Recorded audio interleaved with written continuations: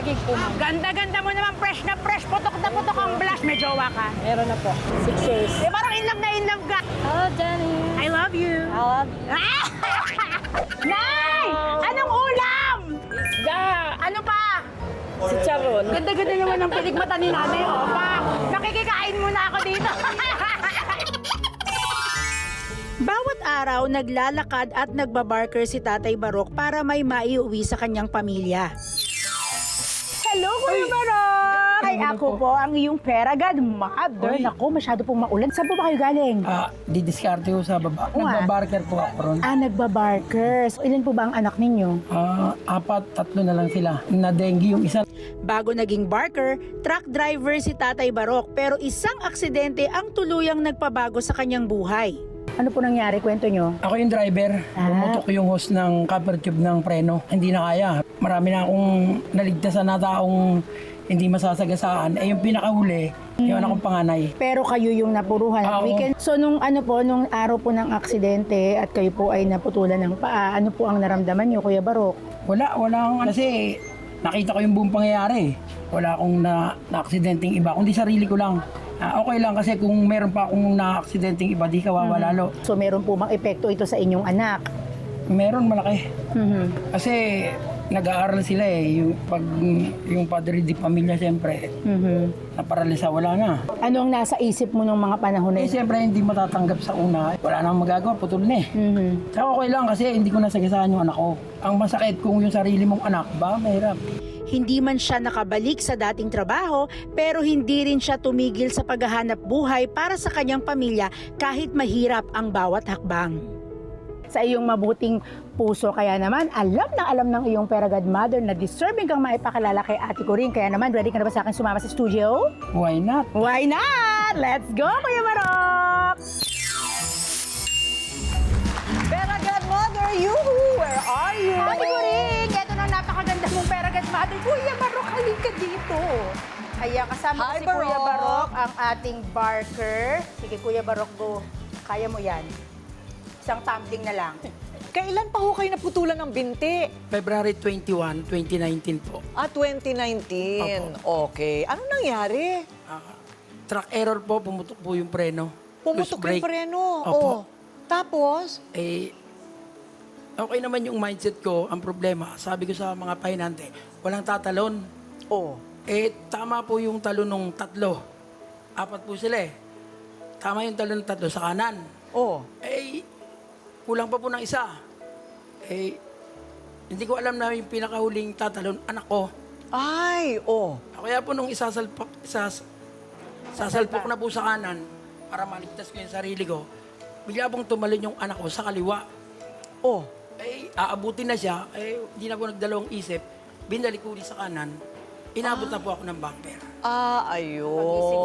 Putol na, Ate Corinne. Oh, ganon. So parang isinalba mo yung anak mo. Opo. O na okay naman siya. Opo. Oo, Eto siya, Ate nakaligtas Corinne. naman. Opo. Okay, nandyan siya. Ay, nandito yung anak niya. Oh, palakpakan naman natin si tatay. Oh, araw-araw, Father's Day. Hindi ba? So, paano po yun? So, nakakapagtrabaho pa ba kayo ngayon? Ngayon po, dati naman po akong jeepney driver. Mm-mm. Kaya ang ginawa ko po, kaysa hindi ako nagpatalo sa kung depresyon na, Ay, syempre. bumaba ako sa kalsada yun. Medyo Oh. natuwa ako kasi yung Ano? Sensitive siya. mga kapwa ko driver na awa sila. Oh, yung kapwa mo driver, naawa sa'yo. Tapos, ba't kayo naiiyak? Akin na nga to, Kuya. Hindi ko alam na Oo. tutulungan ko sila. Yung bandang huli ako na tinutulungan nila. Oo. So ngayon, tumutulong naman sila sa'yo. Ay, sobra. Totoo ba? Ay, nakakatuwa naman. So maganda yung samahan ninyo doon sa inyong lugar. Opo.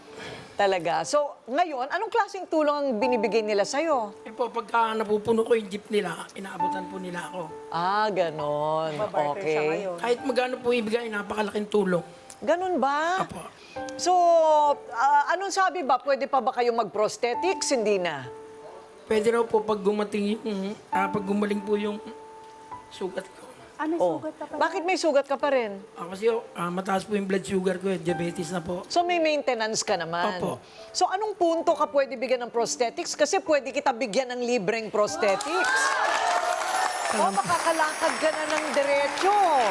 Kailangan po gumaling muna yung sugat. Pagalingin mo yan, pagkatapos, bibigyan ka namin ng bagong prosthetics. Ano? Singilin mo kami, ha? Sisingilin mo kami. Pero sa ngayon, dahil nga ikaw ay nagtsatsaga, hindi ka nagpapatalo, no? Sa iyong naging kapansanan, Opo. malaki pa rin naman ang katawan mo, kayang-kaya mo pa yan. Ay, Diba? kaya po. Nothing possible. Oo nga, kasi... Very positive siya, no? Oo, very positive. At saka, palagay ko yung mga tipo niya yung kahit ganyan, sumasayaw ka pa rin, ano? Opo. Oo, magaling pa rin siya sumayaw.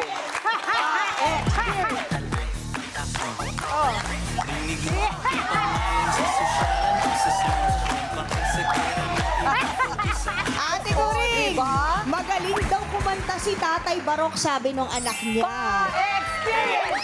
Pa-experience! Pa-experience! mo. Kinakabahan kay Ate Coring. Maganda kasi si Ate Coring, diba, kuya? Opo. Oh, sige. Pero welcome, di ba? Welcome to the Hotel California. Ay, wow naman si Ate Kaya mo yan. Go. Welcome to the Hotel California. Such a lovely place, such a lovely place, such a lovely place. Pleasing rooms of the Hotel California. Anytime you feel, you can find it here. Yan! Ayan! Bubuelo pala. Diba? Bueno lang yun eh. Kaya meron kang 5K for you! Para sa inyo at... Meron tayong maraming grocery, Ate Coring, pero dahil pati second voice kinakanta niya, deserve yan ng second pair ng saklay! Parang bago-bago. Salamat pong marami. Opo, nako, ano yan? Mapapalitan na yan ng prosthetics pag magaling na yung diabetes mo, ha? Yes! Okay, maraming salamat.